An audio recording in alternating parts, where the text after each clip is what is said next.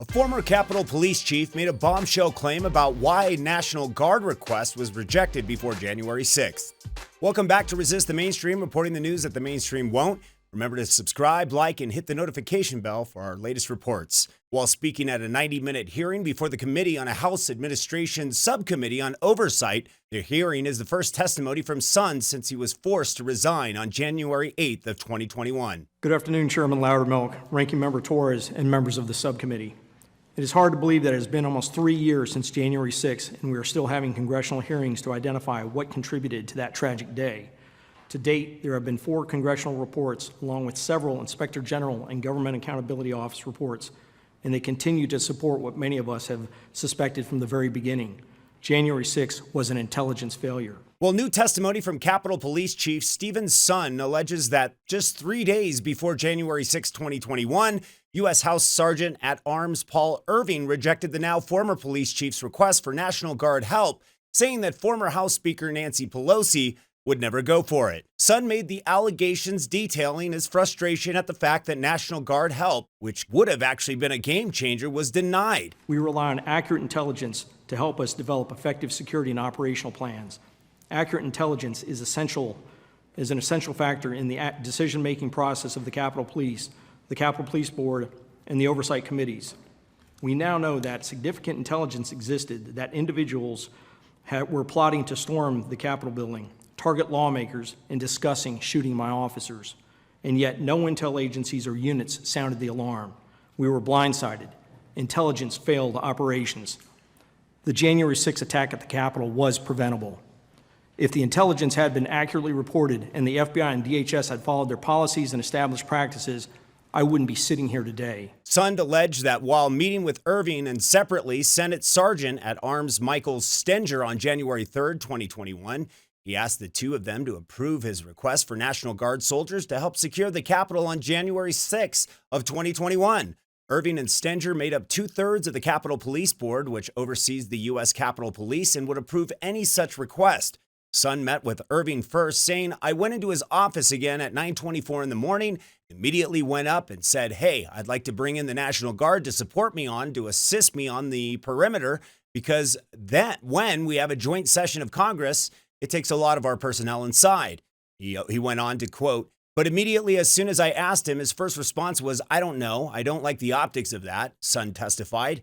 And his second response was, besides the intelligence doesn't support it. Sun alleged that Irving told him to speak with Stenger, which he did in meeting over 2 hours later. Sun said that Stenger suggested that they come up with another idea in response to the plan, suggesting that Sun could reach out to the Pentagon to find out how quickly the Guard could react in case of emergency. He then quoted, "So I called William Walker at 6:14 p.m. that night. Sun said he told me that they have 125 people assisting with the COVID response. He could reallocate those fairly quickly once he got Secretary of Defense approval and send them over." It took 81 agonizing minutes for that mob to fight their way through numerous police lines before they were able to breach the Capitol.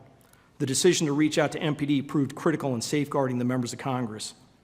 Minutes after the attack began, I made my first call to House Sergeant at Arms Paul Irving at 12:58 p.m. to request approval to bring in the National Guard.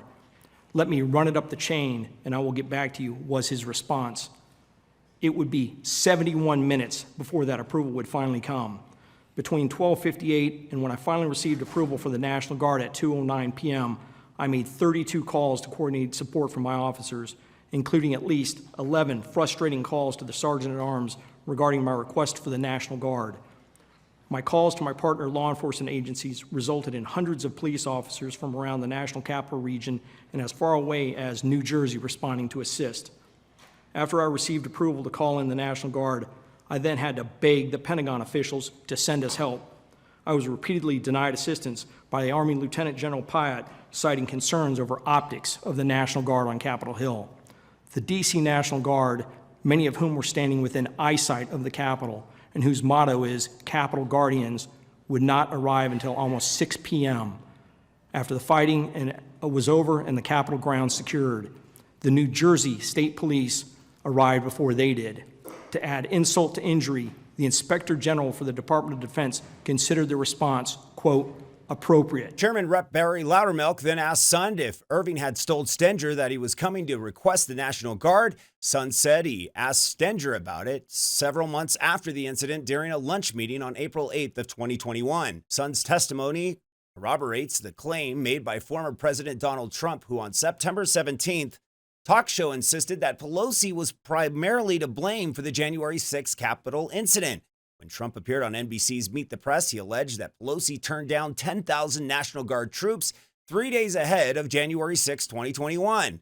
Quoted, "I offered 10,000 people to the mayor of Washington, D.C., and Nancy Pelosi, both of them, Nancy Pelosi and to the mayor of Washington, and they turned it down flat," Trump alleged. Meanwhile, Norma Torres, the top Democrat on the panel, attempted to cast blame on former President Donald Trump's involvement in the riot, quoting, "In the weeks and months leading up to January 6, Trump continued to incite unrest, accusing Democrats of rigging the election and referring to it as the biggest scam in our nation's history," she said.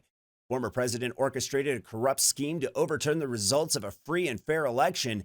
And when that didn't work, he incited his supporters to violence, end quote. Mr. Sund, I have a series of easy questions and kindly ask you to answer yes or no.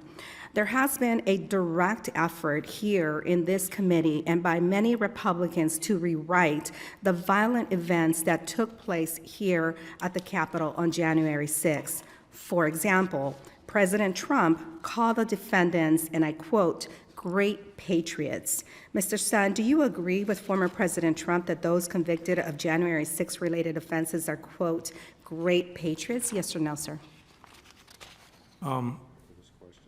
I'm here to try and identify. It's just a simple yes or no. Do failures. you believe that the people that assaulted your officers are great patriots? Yes or no? I think the people that assaulted my officers with weapons and violated the law, assaulting them and injuring them deserve. The former president also said that the rioters that day, and I quote, had love in their heart, and that it was, I quote, "a beautiful day." Do you agree, Mr. Sund, with the former president that it was a beautiful day on January 6th and that those people that attacked your officers had love in their heart? It was not a beautiful day, ma'am. And did they have love in their heart while they were attacking your officers, sir? I don't know what they had in their heart. Well, the truth behind the events that took place on January 6 are unfolding right before our eyes. Some of us have already seen this for quite some time. This sudden information places a new perspective on how poorly the situation was dealt with and how Nancy Pelosi continues to be a lying hypocrite. Let us know your feelings on Pelosi. I'm sure they're wonderful feelings that you have that you'd like to share below. Until next time, I'm Steve Inman with Resist the Mainstream, reporting the news that the mainstream won't.